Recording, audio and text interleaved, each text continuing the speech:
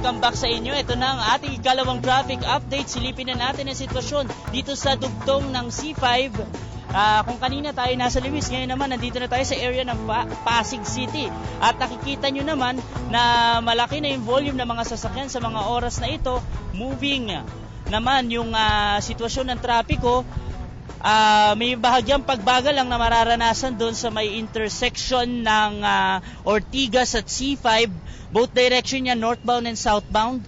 At itong ganitong sitwasyon ng mabagal na pagdaloy ng mga sasakyan ay magtutuloy-tuloy na hanggang dito sa area ng C5 Bagong Ilog, dire-diretso hanggang dyan sa may the Fort sa Taguig.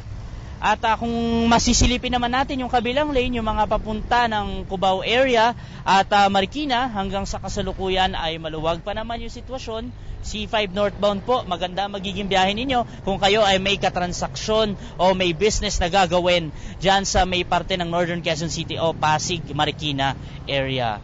At syempre, ito na ang inaabangan ng mga boss natin tuwing umaga, ang trending at pinag-uusapan na segment, ang It's a Sign, ang ating sign for today.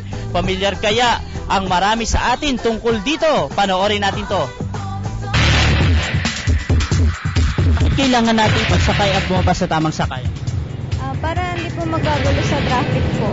Para maayos po yung daloy ng traffic. Bakit kailangan nating bumaba at sumakay sa tamang sakayan? Maganda yun, ayos lang yun, disiplina. Bakit kailangan nating bumaba at sumakay sa tamang sakayan? Para hindi mapahawa, para hindi maka-apekto sa traffic. Bakit kailangan nating magbaba at magsakay sa tamang sakayan? Para wala pong traffic.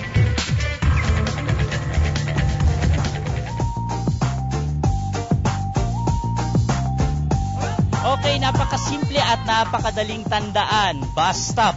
Bawal sumakay sa hindi babaan at hindi tamang sakayan. O yun.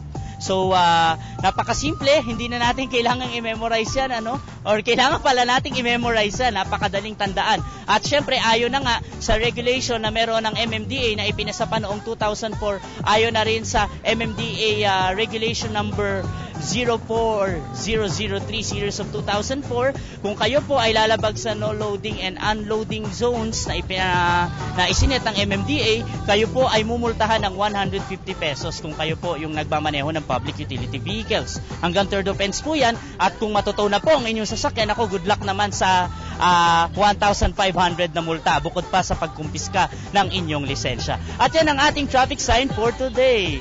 At syempre, para sa ating traffic update, ako ulit ang inyong Highway Patrol Guy Arjun Magnaye para sa Good Morning Pilipinas. Balik sa inyo dyan sa studio.